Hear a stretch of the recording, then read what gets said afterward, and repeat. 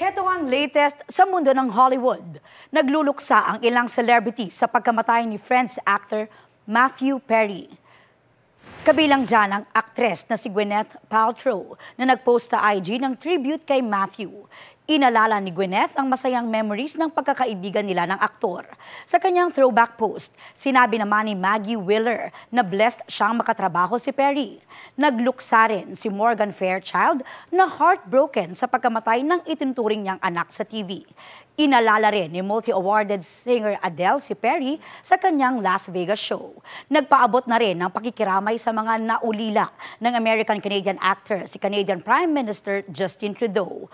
Ayon sa ilang Hollywood news outlet, natagpuang walang buhay si Perry sa jacuzzi sa kanyang bahay sa Los Angeles sa California. Wala raw nakitang foul play sa kanyang pagkamatay, ayon sa mga otoridad.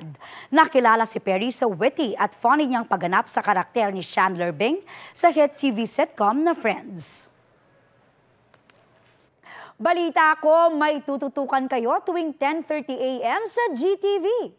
Alamin ang mahalagang balita at impormasyong dapat niyong malaman sa Balita Ko tuwing Lunes hanggang Biyernes. Mag-subscribe din sa GMA Integrated News sa YouTube.